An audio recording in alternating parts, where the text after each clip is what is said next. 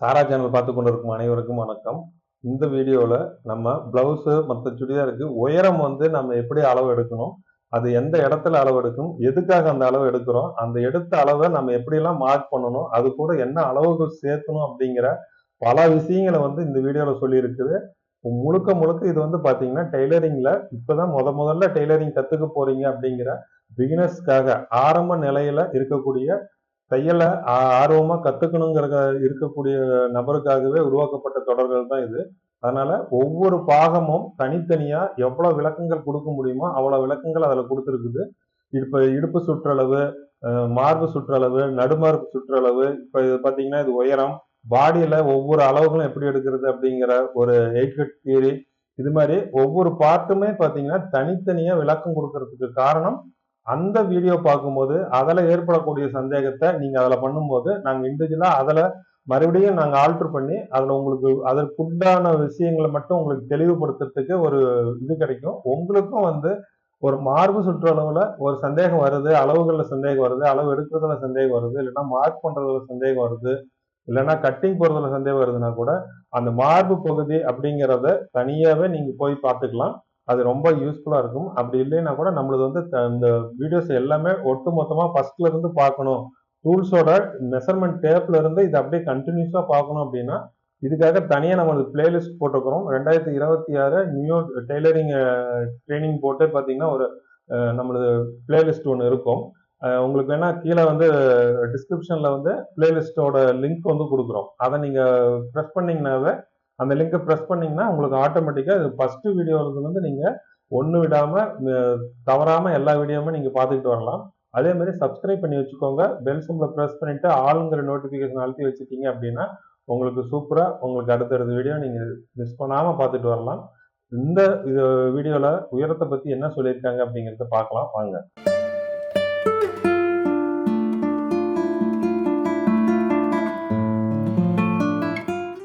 Hi friends, எல்லாருக்கும் வணக்கம். இன்னைக்கு நாம் பார்க்க போகிற சாப்டர் என்ன அப்படின்னா உயரம். உயரம் அப்படிங்கும்போது ட்ரெஸ்ஸுனுடைய லென்த் வைஸ் மெஷர்மெண்ட்ஸை தான் நம்ம உயரம் சொல்லுவோம். என்ன ட்ரெஸ் தைக்கிறோம் அப்படிங்கிறத பொறுத்து தான் அதனோட உயரத்தை நம்ம கால்குலேட் பண்ணுவோம். ப்ளவுஸ் அப்படின்னா அதனுடைய உயரம் என்ன அப்படிங்கிறது நம்ம அளவு எடுக்கும்போது இவ்வளோதான் வைக்கணும் அப்படிங்கிறது நமக்கு தெரியும். அடுத்தது ஒரு கிராப் டாப்புக்கு அளவு என்ன, ஒரு லாங் ப்ளவுஸுக்கு அளவு என்ன, அதே மாதிரி ஒரு ஷர்ட்டுக்கு என்ன, ஷார்ட் குர்த்திக்கு அளவு என்ன, ஒரு மிடி டாப்புக்கு அளவு என்ன, அந்த மாதிரி நம்ம உயரம் அப்படின்னு எடுக்கிறது எல்லாமே பார்த்தீங்க அப்படின்னா லென்த் வைஸ் மெஷர்மெண்ட்ஸ், அதாவது நீள வாக்கில் எடுக்கிற மெஷர்மெண்ட்ஸ். அப்போ உயரம் அப்படிங்கிறது எந்தெந்த இடத்துல எடுப்போம் அப்படின்னா, ஒரு பிளவுஸ் அப்படிங்கும்போது பிளவுஸினுடைய லென்த் அப்படின்னு சொல்லுவோம், அதாவது பிளவுஸினுடைய உயரம் நீளம் அப்படின்னு சொல்லுவோம்.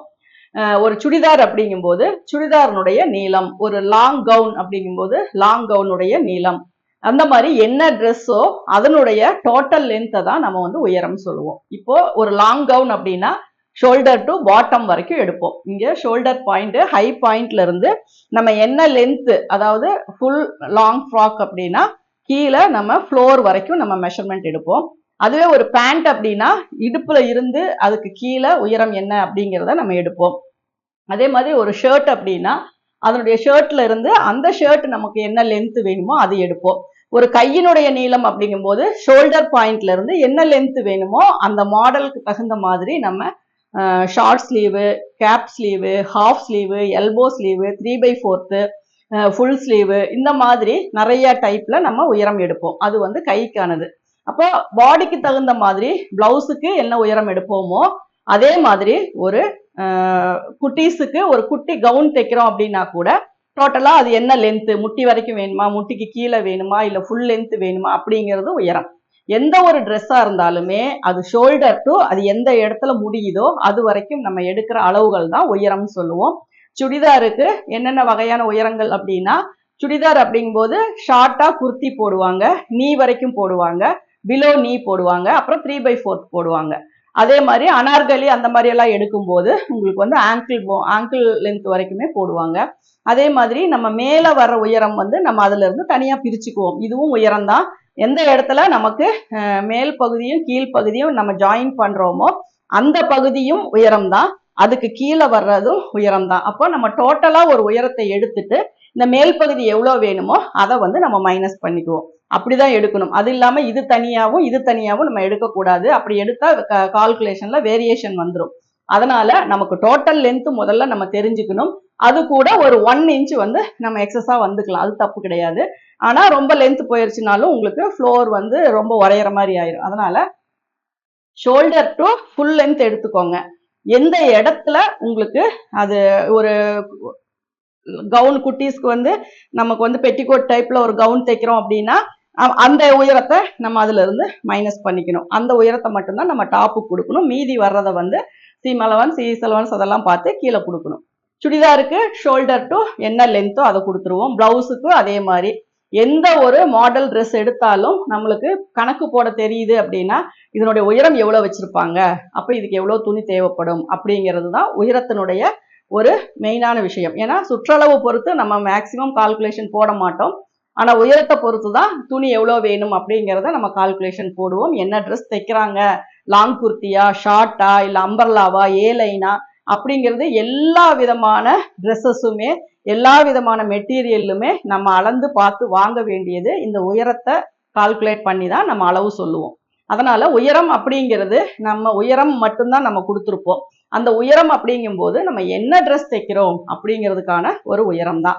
நீங்க வந்து இப்போ சும்மா ஷார்ட்டா ஒரு ஓவர் கோட் மட்டும்தான் தைக்கிறேன், அது வந்து பாத்தீங்கன்னா சும்மா இந்த பஸ்ட் வரைக்கும் தான் வருது அப்படின்னா அதுவும் உயரம் தான். இப்ப பிரைசியர் தைக்கிறேன் அப்படின்னா எவ்வளவு உயரம் எடுக்கிறீங்களோ அதுவும் உயரம் தான்.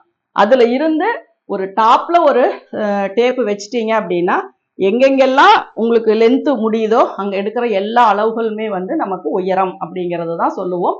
இல்லாட்டினா லென்த்து, இல்லைன்னா நீல வாக்கில் எடுக்கிற மெஷர்மெண்ட்ஸ். இப்போ நீல வாக்கில் எடுக்கிற மெஷர்மெண்ட்ஸ் உயரம் அப்படிங்கும்போது எதை நம்ம சொல்லுவோம்னா ஃபர்ஸ்ட் ஆம்ஹோல் லென்த் சொல்லுவோம், அடுத்தது பஸ்ட் பாயிண்டினுடைய லென்த் சொல்லுவோம், அண்டர் பஸ்டினுடைய லென்த் சொல்லுவோம், வெயிஸ்ட் லென்த் சொல்லுவோம், ஹிப் லென்த் சொல்லுவோம், அதே மாதிரி சீட் லென்த் சொல்லுவோம். அதுக்கு கீழே பார்த்தீங்க அப்படின்னா மிட் தை கிட்ட ஒரு லென்த் சொல்லுவோம், அது வந்து ஷார்ட்டுக்கு. அப்புறம் நீ வரைக்கும், அப்புறம் நீ டு காஃப் வரைக்கும், அதுக்கப்புறம் ஆங்கிள் வரைக்கும். இப்படி எல்லாமே லென்த் தான். அதே மாதிரி ஸ்லீவ் எடுத்துக்கிட்டீங்க அப்படின்னா ஷோல்டர்ல டேப்பை ஃபிக்ஸ் பண்ணிட்டீங்கன்னா அதுக்கப்புறம் நம்ம cap sleeve, short sleeve, half sleeve, elbow sleeve, 3/4 full sleeve, இப்படி அதுக்கான உயரங்கள் எடுப்போம். அதே மாதிரி நெக்கு, ஷோல்டர் கிட்ட நம்ம டேப்பை ஃபிக்ஸ் பண்ணிட்டோம் அப்படின்னா போட் நெக் அப்படின்னா இங்க வரும், நார்மல் நெக்குன்னா இந்த வரும். இது எல்லாமே லென்த் மெஷர்மெண்ட் தான்.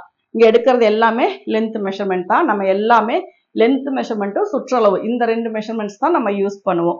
அதனால மேக்சிமம் நீங்க வந்துட்டு உயரம் அப்படின்னா என்ன அளவுகள் நோட் பண்றது அப்படின்னு உங்களுக்கு புரியாது. அதனால ஒரு பிளவுஸா இருந்தா ஷோல்டர் டு வெயிஸ்ட் லென்த், சுடியா இருந்தா ஷோல்டர் டு டாப் லென்த், ஸ்லீவா இருந்தா ஷோல்டர் டு ஸ்லீவ் லென்த், எந்த இடம் முடியுதோ அந்த இடம், எந்த இடத்துல முடியுதோ அந்த இடத்துல சுற்றளவு எடுப்போம். பேசிக்கான ஒரே விஷயம் என்ன அப்படின்னா லென்த் எங்க முடியுதோ அங்கதான் சுற்றளவு வரும். அது இல்லாம அது ஒரு இடம் இது ஒரு இடமா வந்துச்சு அப்படின்னா உங்களுக்கு ஃபிட்டிங் வந்து கரெக்டா வராது.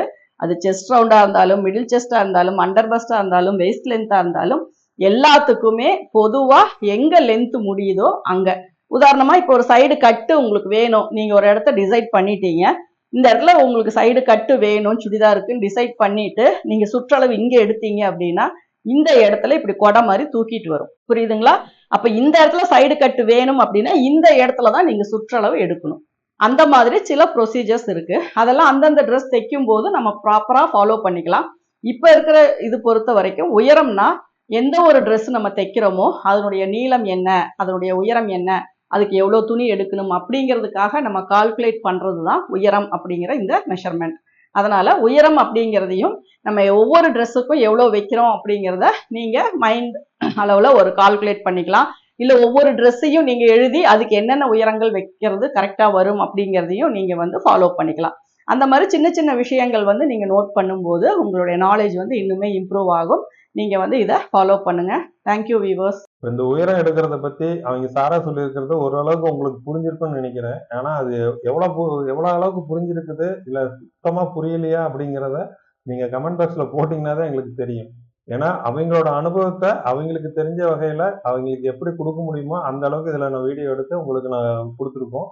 அந்த வீடியோல உங்களுக்கு என்ன பிடிச்சிருக்கு, அதுல எந்த எந்த இடத்துல உங்களுக்கு சரியா புரியல, இந்த இடத்துல ஃபுல்லா புரியாத விஷயத்த நீங்க வேற மாதிரி எப்படி எதிர்பார்க்குறீங்க அப்படிங்கிற விஷயத்த எதுவா இருந்துச்சுனாலுமே, சின்ன விஷயமா இருந்தாலுமே அதை நீங்க கமெண்ட் பாக்ஸ்ல போடுங்க. ஏன்னா ஒவ்வொரு கமெண்ட்லயுமே நீங்க கொடுக்கக்கூடிய ஒவ்வொரு விஷயமுமே வந்து எங்களை அடுத்தடுத்து நாங்க மாத்தி கொடுக்கறதுக்கும், பல பேர்த்துக்கு மறுபடியும் பார்க்குறவங்களுக்கு இன்னும் தெளிவா புரியறதுக்குமே அது வழிவகுக்கும். உங்களுக்கு ஏற்கனவே கத்துக்கிட்டு இருக்கிறவங்க பார்த்தீங்கன்னா கூட, உங்களுக்கு தெரிஞ்ச வகையில ஏதாவது குறைகள் இருந்துச்சு அப்படின்னா, அத தயவு செஞ்சு கமெண்ட் பாக்ஸ்ல போட்டு போங்க. அப்பதான் வந்து நாங்க மறுபடியும் மத்தவங்களுக்கு கத்துக் கொடுக்கும்போது அவங்களுக்கு ரொம்ப எளிமையா இருக்கும். ஒவ்வொரு பார்ட்டும் தனித்தனியா போடுறதுக்கு காரணம், அந்த பகுதியில மட்டும் அவங்களுக்கு எந்த விதமான சந்தேகமும் வராம இருக்கிறதுக்காகவும், அவங்களுக்கு மறுபடியும் ஒரு ஃபியூச்சர்ல அவங்களுக்கு எதிர்காலங்கள்ல அந்த ஒரு குறிப்பிட்ட பகுதிய மட்டுமே தேர்வு செஞ்சு அந்த வீடியோல போயி அவங்களுக்கு அத பத்தி நெறைய விஷயங்கள தெரிஞ்சுக்கிறதுக்காகவும் தனித்தனி வீடியோவா நம்ம போட்டுட்டு வரோம்.